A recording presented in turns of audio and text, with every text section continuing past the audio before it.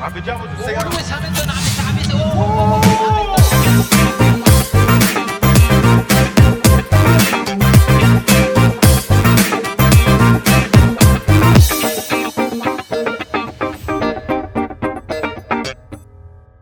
أهلا وسهلا بكم، حياكم الله في حلقة جديدة من بودكاست الجائزة الكبرى اللي بيختص بتغطية أخبار سباقات الفورمولا 1 والفورمولا 2. معي أنا نايف مطيري وأيضا زميلتي سابين. أهلا سابين. كيفك يا نايف؟ شو أخبارك؟ أهلا وسهلا. شو يا نايف، خبرني كيف متابعة الفورمولا 1 هالأيام؟ عم تلحق بين الفوتبول والفورمولا 1؟ بين اليورو والفورمولا 1؟ أنا بالنسبة لي هالفترة بالنسبة لي أركز على الفورمولا 1 أكثر يعني. برافو نايف، هيك بدي إياك. مع اليورو عم تركز أكثر. برافو هيك بدنا إياك. لأنه عندنا سباقين غير طبيعية سابين صراحة اللي صارت الأسبوع الماضي، فرنسا واستيريا أيضا. صح، بدنا نقول إنه نحن بوسط تريبل هيدر يعني 3 سباقات ورا بعضهم. بديت مع فرنسا، جائزة فرنسا الكبرى، من بعدها جائزة ستيريا الكبرى، وهيدا الأسبوع بنهاية هذا الأسبوع رح تكون جائزة النمسا الكبرى. ومثل ما قلت كان في سباقين ناريين. من أسبوعين تقريبا استقبلت حلبة بوريكار بمنطقة لوكاسولي يلي هي بجنوب فرنسا جائزة فرنسا الكبرى. هالجائزة غابت عن بطولة السنة الماضية من وراء الكوفيد، ولكن السنة عادت، وعادة ما بتكون من أكثر الجوائز حماساً، ولكن السنة كانت ولا أروع. والفضل طبعاً بيعود للاستراتيجيات. قبل ما نقول فيرستابن، لأنه هو فيرستابن اشتغل شغل كتير منيح أكيد من دون شك، ولكن الاستراتيجية تبع الفريق هي اللي كانت ذكية كتير من ريد بول، وهي اللي خلته يفوز بالسباق. مثل ما شفنا نقطة مهمة سابين، هل الفريق كان متفق انه فيرستابن يكون هو في الاول؟ لانه اللي صار في سباق فرنسا غير عادي جدا، يعني الى اخر لفتين هامilton متقدم، في اخر شيء فرض نفسه فيرستابن، يعني كانت صدمة كبيرة جدا لهامilton والفريق مرسيدس. كانت تقلك شو اللي صار في الإطارات شغلة كتير مهمة بالسباق، وصار في على الإطارات كتير جرينينج، صرنا نشوف هيك حبيبات على الإطارات، الوضع ما كان جيد أبداً. وهون نحن كنا عادة عم نقول إنه هيدا سباق توقف واحد، وهيدا اللي كانت هيك هيدا اللي كانوا كل الفرق بدهم يعملوه من مرسيدس لريد بول للجميع، وعلى أساس إنه لويس كان عم بيعاني بإطاراته، ولكن كان أفضل من ماكس فيرستابن. ولكن فريق ريد بول عمل أندركات بوقت ما كانوا متوقعينه. فريق مرسيدس دخل غير إطاراته ورجع بسرعة كتير قوية مع إطارات جيدة، وقدر يتغلب بسهولة على لويس هامilton لفة ونص قبل نهاية السباق. وهون ذكى استراتيجية ريد بول يلي قلبت المقاييس وخلت هالسباق حماسي لآخر دقيقة. ومش بس هيك، من ميلة تانية يعني كان ماكس فيرستابن أدى هالأداء الرائع، وزميله بيريز حافظ على إطاراته الهارد كمان فترة كتير طويلة، وقدر يتغلب على لما غير الإطارات قدر يتغلب على بوتاس وخطف منه المركز الثالث. ومثل ما شفنا كان في 1-3 لفريق ريد بول، وهيدا الشغلة خلتهم يتقدموا أكتر بالبطولة ويتقدموا أكتر كمان كسائقين. جميل سابين، أنت لما قلتي لي استراتيجية فريق رجعتيني وخلتيني أتذكر التصريحات بعد سباق فرنسا وبعد ستيري أيضا. لاحظت فيرستابن يمتدح الفريق بالكامل. هامilton على العكس تماما، في سباق فرنسا انتقد سرعة السيارة، في سباق ستيريا امتدح سرعة سيارة ريد بول وقال إنه علينا نحسن الأداء. هذه أعذار ما كانت موجودة قبل في تصريحات هامilton. ما كان يعوز أعذار قبل، كان عم يربح كل الوقت هامilton، ما كان يعوز أعذار، كان يقول الفريق اشتغل كتير منيح، عم نشتغل كتير منيح، خليكن هيك. هلأ عم يخسر، وكل ما بيخسر حدا بأي فريق بالفورمولا 1 أول شغلة بيعملوها هن بيقولوا شو سبب هالخسارة. وهون بلشنا نسمع إنه عم بيقولوا ريد بول أسرع، ريد بول استراتيجيتهم كانت أفضل، وحتى التيم اعتذروا من بوتاس يلي كان جدا مستاء بالآخر إذا لاحظتوا، قلت لكم هيدا السباق توقفين وما حدا بيسمع لي، وهيدي الشغلة اللي خسرته البوديوم. وهون الفريق رد عليه وقال له لبوتاس الحق علينا. ساعتها يعني هون لما الفريق بيعرف إنه الحق عليه ما فيك تقول شيء تاني. هلأ طبعا بهيدا السبق ما كان بس سبق بين هالفريقين، كان كمان سبق رائع لفريق ماكلارن. إذا بتتذكر فريق ماكلارن عملوا تجاوزات كتير حلوة، لاندو نورس ودانيال ريكاردو هيك حسيناه رجع وأخيرا على الفورمولا 1، رجع ده هاني باجر يلي بنعرفه، وخلصوا بالمراكز الخامسة والسادسة، وكان سباق جدا مهم بالنسبة لهم، وخطفوا النقاط كتير مهمة من فريق فيراري يلي كان فينا نقول إنه سباق للنسيان لهم، لأنه خلصوا خارج النقاط. جميل. أنا كنت بسأل يعني لما نشوف في رياضات تنافسية سابين، وسولفنا كثير بعد السباق عن الموضوع، يصير في اتفاق بين لاعبين الفريق الواحد، لاعبين المنتخب الواحد. نلاحظها في ألعاب القوى أحيانا، إنه التركيز لدعم النجم الأول في الفريق. أنا أعتقد أنها ممكن، أنت قلت أنها ممكن موجودة في ريد بول، لكنها غير موجودة تماما في مرسيدس. نعم. أنا في صراعات داخلية. نعم. كيف يعني منا موجودة بمرسيدس؟ قولي لي، فسري لي. كيف يعني؟ أنت بس فكر بمرسيدس، مين هو السائق الأول بمرسيدس؟ هاملتون. إيه عندك هل إياها؟ بوتس يخدمه في طبعا السباق؟ طبعا، شو اللي مخلى بوتس مفكر بالبطولة؟ بوتاس شغلته ويعمل شغله بشكل جيد جدا، لأنه بوتاس هو السائق الثاني بالفريق، بيقدم نقاط جيدة للفريق، ولكن ولا مرة بعارض الفريق. ولما بحيلا وقت من الأوقات لويس بيعود شغل الفريق، هلأ بيجربوا ما يكونوا كتير متحيزين، بس بكتير من الأوقات شفناها من قبل شغلته وينج مان للويس، شغلته يساعد لويس قد ما في بالبطولة. فأكيد لويس هو السائق الأول. يعني هيدا الشغلة مش عم تشوفها بس بغير رياضات، أكيد كتير موجودة بالفورمولا 1. من هيك اليوم مثلا فريق مثل ماكلارن يلي مفروض السائق الأساسي عنده يكون دانيال ريكاردو، لأنه سائق عنده خبرة أكثر من 10 سنين وعم يقبض بحدود $10 مليون سنويا. من هيك اليوم بيقولوا إنه ليش ريكاردو ما عم بيقدم وعم بيصير السائق الثاني بالوقت يلي نورتس عم بيكون أفضل بكتير للفريق، وعم يتصرف وعم يعطي نتائج كأنه هو السائق الأول. دايما في سائق أول وتاني بكل الفرق، ما في فريق ما في سائق أول وتاني، يعني حتى إذا ما بيعلنوها مثل ما هي أنت كمشاهد فيك تشوفها. هلأ بدنا ننتقل شوي، بدنا نحكي بس كفي أحكي بسرعة عن غاسلي السائق الفرنسي يلي عم بيأدي أداء ولا أروع خلال هالجوائز كلها هالسنة كلها. وشفنا أنه أنهى على أرضه بفرنسا بالمركز السابع وكان رائع. كمان شفنا خلفه ألونزو يلي عم بيعود بالفورمولا 1، عم يتعود على سيارة الألبين، وهلأ عم نرجع نشوف ألونزو يلي كنا نعرفه من قبل مرة جديدة. وأستون مارتن الثنائي يلي أدى أداء جيد واستراتيجية جيدة، وخلصوا بالنقاط بالمركز التاسع والعاشر. وطبعا جميل. في شخص أنا ما بدي أنساه، لأنه ما بينتسى هالتنين ويكند، الأسبوع الماضي والويكند اللي قطع هلأ، وهو راسل وتقدم فريق ويليامز. وراسل يلي صرنا عم نشوفه عم بيقدم كواليفاينج رائع نهار السبت، ونهار الأحد عم نشوفه مثلا الأسبوع الماضي شفناه بالمركز 12 بفرنسا، صار معه حادث ولكن كان بقلب النقاط، فتقدم رائع لراسل. جميل. أنا لفت نظري شيء في سباق سيريا الأخير، يعني السائقين هاملتون وفيرستابن كلهم تكلم عن الموضوع إنه هل بينزل المطر؟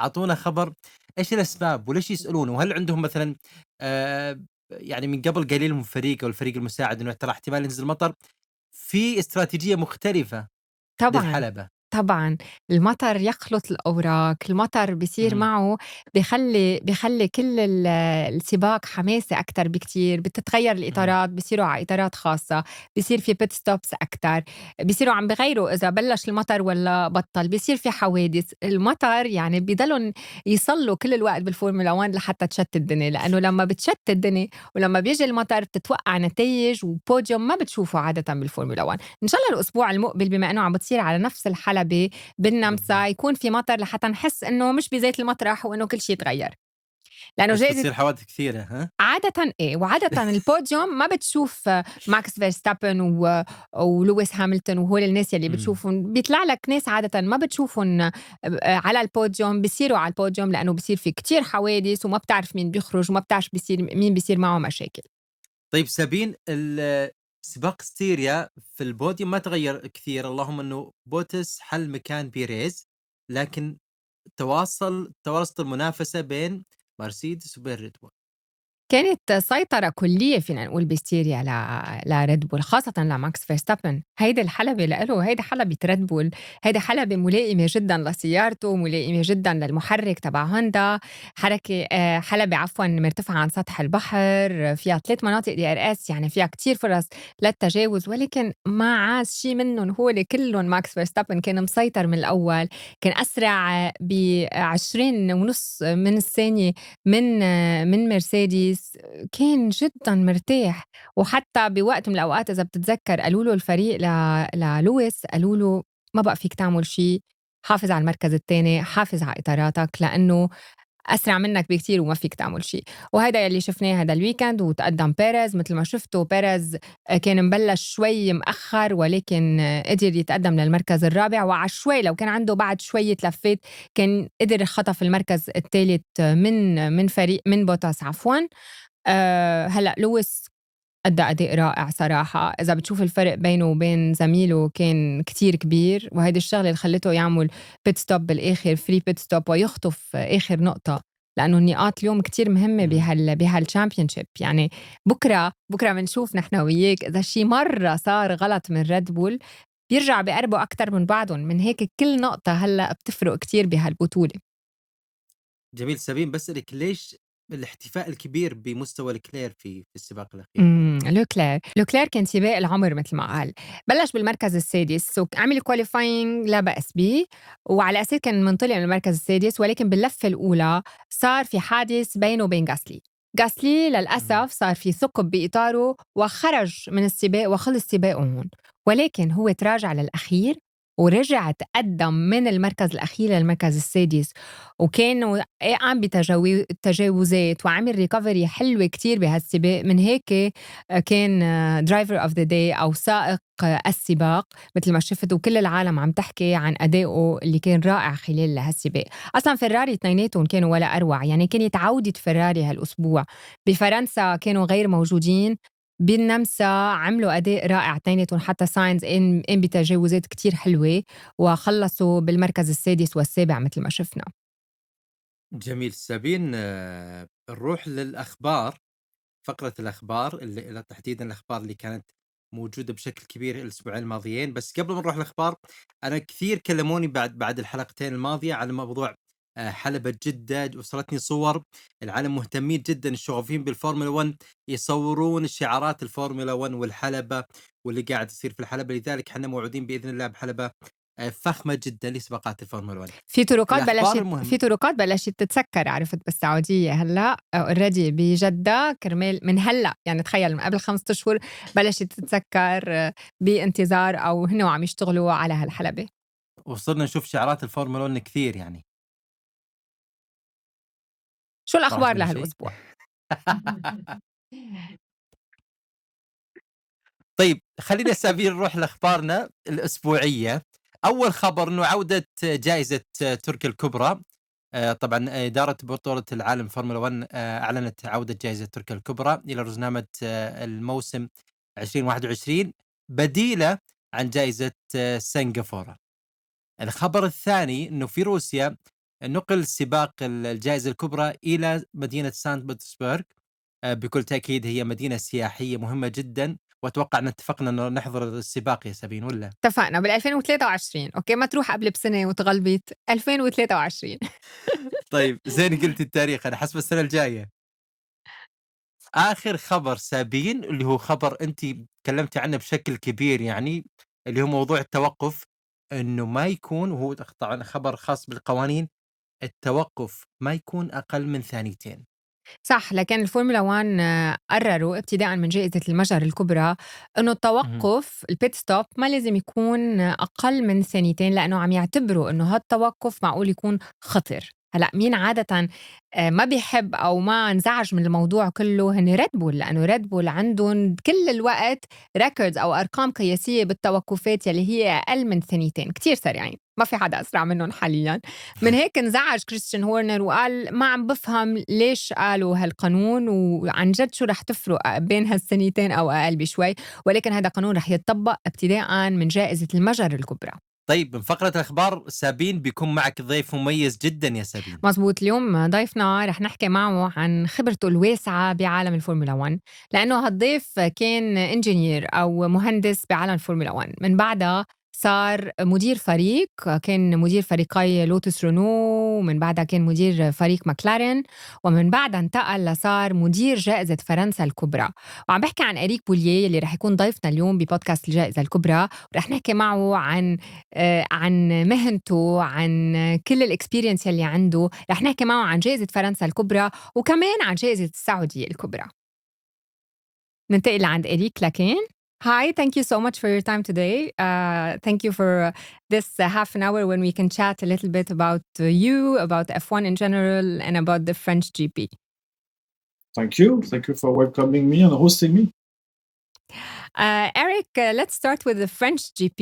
So first, congratulations on this great Grand Prix. It was great. It was very exciting for us viewers, and it looked great, especially that it looks like a pre-2020 race with the fans there. How did you and F1 decide to have a race with fans? Well, it's obviously always been the wish for F1 to have the fans back. It was more about adapting to the situation country by country, and not only country by country, but also traveling from country to country. And I have to say thank you to the French government because they helped us. Obviously, the paddock was coming back from Baku, which is, as we know, outside Schengen space, outside Europe. So we had to obviously have some special authorization to bring the paddock into Paul Ricard. And tell me, it was great actually seeing, I think especially the drivers were so happy to see fans again. How long does it take usually to prepare for the French GP? It's a full-time job for 20 people for nearly 12 months. So we're already working on next year one. Obviously, there is a lot of admin stuff to be done during the summer, but then from September, we are flat out working on the next year one. And when we're closer to the GP, how many people are involved? I'm sure it's much more than 20. Yes, 20 people is the core team for the full year, and during the week of the Grand Prix is 2,500 people. Wow. And tell me, was it hard to switch dates last minute or everything was ready? It was a challenge because obviously we had a few months, everybody had booked this week to work for the French Grand Prix, also the spectators. So it was a challenge to change the date, to be honest, but we made it, and we are proud to have made it and proud to have spectators as well. So. And if there weren't any spectators, or if, let's say, the government didn't decide to, have people watching sports events, would you have done the GP anyway? I think we would have done it, obviously, yes. But we work, since last year on the possibility to have spectators, and happy we could get at least 20% of our capacity. Yeah, 20% looked like full capacity, trust me, on TV. Yeah, it was done, well done. But even spectators and drivers obviously could hear the spectators, and that was something people forgot. Yes, exactly. It sounds now like, especially last year, with everything, with football, with F1, everything felt so weird without spectators. Let's move to Paul Ricard a little bit and speak about this lovely track, a track that stands out usually with multiple design layouts and those blue, red and white stripes that some people find hypnotizing. In your opinion, and from a racing point of view, what makes it really stand out from the rest of the circuits on the calendar? Well, as you could see, obviously it's different. There is no gravel traps first, so that's obviously changed a little bit the effect of the drivers. I would say they do tend to take a little bit more risk because they know they can't damage the car. The track layout itself, is quite long. It's 5.8 kilometers, at least the version we are using for Formula One. And you have a mix of slow speed corner and high speed corner, and drivers, they love this, obviously. Yeah, obviously. Éric, you have a very unique experience in Formula One, a long career where you started as a normal guy, and then you moved into different departments, an engineer. Yes, you are, for sure. But you started in the team, then you moved to engineer, and then team principal, and now you're a promoter. So you have this wide experience in this field. What are the different challenges you face with each position that you got so far? Well, it's a good question, but it's obviously all down to, my passion for racing. And it's true that my life has been exposed to different jobs. Actually, I was cleaning the tires for a team at the 24s of Le Mans when I was young. And so that's every aspect of the job I've been involved in. And it's just life opportunities which brought me where I am today. And yes, so you told me about this first stop, but I would love to know now, when you think of the major challenges, if we move into, for instance, your job as an engineer, or your job as a team principal, or now as a promoter, at each point, what was, the most challenging thing about the job? Obviously the work under pressure. In racing, it's you have to deliver something, whatever you do, and it's a little bit like you guys on TV. It's the same when you have to deliver a live program. We have to deliver a live program every 2 weeks if you manage a team, or if you're an engineer, or every year if it's a Grand Prix. But so I would say the dedication is the biggest challenge you face in motor racing, whatever job you do, and but dedication without passion doesn't work, because you need both to make sure you can deliver. Éric, I'm sure you get this question a lot. Anyone who works in Formula One gets this question. A lot of people are passionate about this sport and dream of working in this field. I'm sure now plenty of young Saudis are so happy that they're going to welcome the first Grand Prix in their country. And at the same time, they're thinking, wow, how can I get into Formula One? So what advice would you give them? How can they get into Formula One, and what are the different fields that you think they can try in Formula One? Well, you have to be very determined if you want to get into Formula One. There is thousands of people writing every day to get a job there. So dedication, obviously, and determination is very key. The best advice I can give is, depending on any education of the young kids and the young Saudis, they need to understand F1, understand to what F1 needs, because a lot of people are trying to apply with the wrong diplomas, and obviously they will never get the chance to be in Formula One. So first is to get interested in what F1 needs and what F1 is, and then you can apply for the right jobs with the right profile, with the right education. With your experience in Formula One, and especially the team principal one, is it something that you miss right now when you watch a GP? Is it something, or is there something about it that you miss the most? No, I'm fine, to be honest. I mean, I've been doing team principal in F1. No, I'm not over it, but I've done many years in Formula One, in Formula 2, and whatever. So I've done the job, let's say. So I know what they feel. I know how they react. I know why they react. But I'm busy at my other things, so I'm fine. And when you watch the current team principals right now, in your opinion, who's doing the best job right now on the grid, and why? If it's today, I would say it's Christian Horner and Toto Wolff for doing the best job, obviously, because their team are dominating since now many years. And they keep the team being dominant, which is obviously the most difficult when you're a team boss. A team boss has, he has so many jobs, especially in managing the team and managing the egos and the psychology of the drivers. in your opinion, and since you worked with many drivers, many world champions, like Kimi, like Alonso, do you think some of them are more difficult to deal with, and a good team principal needs to do that well? No, I would not say they are more difficult. It's just they all have their own personalities. So the job of a team principal is to really understand what is personality and find the key how to make your driver working. Some of them are more sporty, some of them are less sporty, some of them are.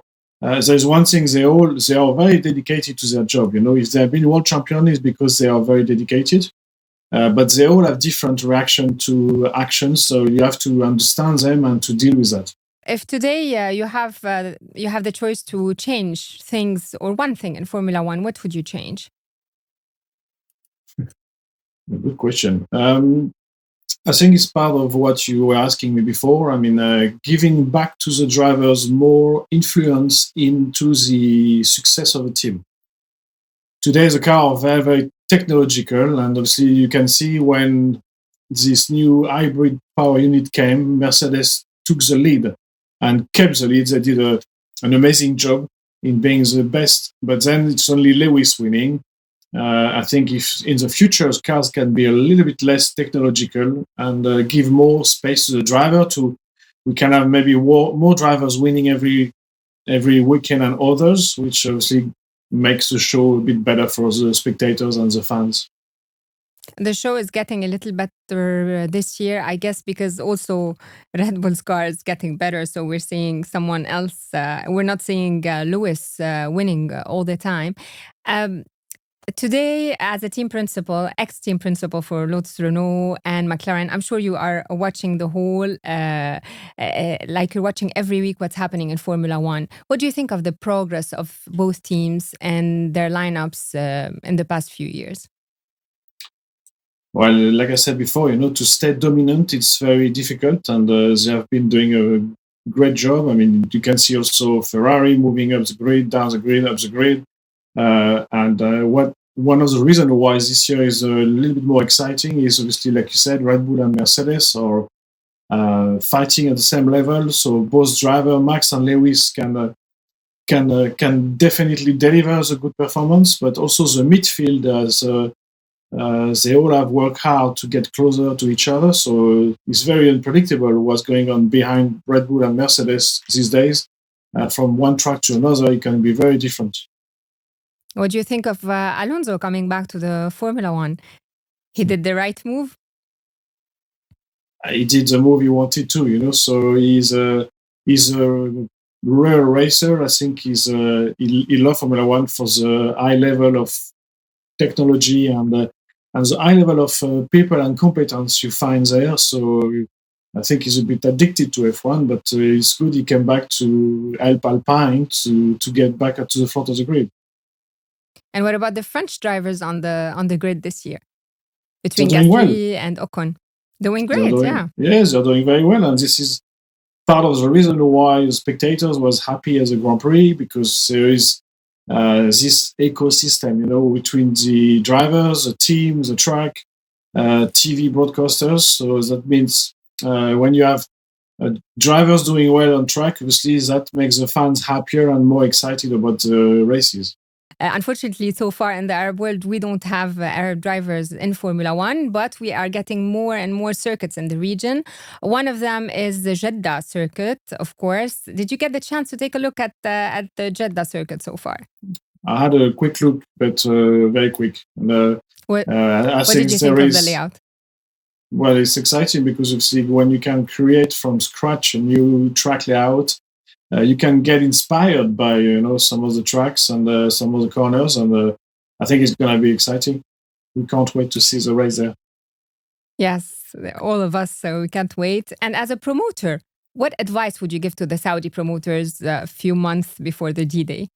I think the list is too long, so no, I'm joking. But we have time. No. I mean, it's a challenge. It's even if it's we're an established Grand Prix on an established track. Obviously, to have Formula One at a new track is obviously a bigger challenge. And obviously, I just wish all of you guys the best of luck. And all the best, because obviously it's going to be a nice, everybody will be watching you. Also, you're the newcomer in the calendar. So it's exciting, and I will be watching as well. And tell us also, as a promoter, how important it is to have the Saudi GP on the calendar. And from your own experience, what are the benefits for a country to be on the F1 calendar, especially if it's a street circuit? Well, it's obviously Formula One is one of the leading sports in the world, with the World Cup, with the Olympic Games, in terms of visibility and notoriety. And obviously having the F1 circus in Saudi is obviously going to give a lot of exposure and a good exposure in a fair manner. It's a sport. It's a big project for the country and for the city, I guess, especially, like you say, it's a street circuit. So a lot of investment, but a lot of change of layout as well for the people there. So, but a lot of attention to the city and the country.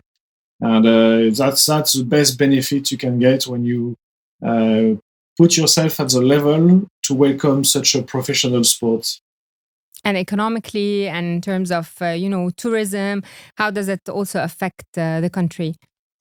Well, it depends. Every Grand Prix has a different model, but if you look cities like Singapore, they definitely wanted Formula One to come because it raised their profile in the Asian region. And obviously, a lot of their clients are coming from abroad. So it's a lot of tourism coming in. I think it's going to be the same, I guess, for the Saudi GP, which you're going to have a lot of people coming from abroad, and it's bringing not only an economical impact on the city and the country, but also, again, you can develop the tourism in the future. You make your country more famous and people understand what they can do if they want to come back on holidays and this kind of stuff. So it's very important for the local economy and the image. Yeah. I hope France did benefit a little bit this year from tourism and from more activity in the south because of the GP. Yeah, I mean, first we didn't have the full capacity, but we had I think a good visibility, and it was good to be one of the first Grand Prix with spectators. Good to have a good show on track, and I think during this week, there was a lot of exposure for the South region, for the French Riviera, as we say here. So for them, to get some exposure for people planning their holidays in the future. Yeah. Éric Boullier, thank you so much for your time with us today. Thank you. We enjoyed this chat with you. We hope to see you soon, and hopefully we'll see you soon in Jeddah for the Saudi GP. I look forward to. Thank you very much for hosting me today. Thank you. Thank you. Thank you. وصلنا لختام حلقتنا اليوم من بودكاست الجائزة الكبرى. ننتظركم بشغف في الحلقات القادمة. ألقاكم على خير. نايف مطير وأيضا سابين. مع السلامة سابين. شكرا لك المستمعين. مع السلامة نايف.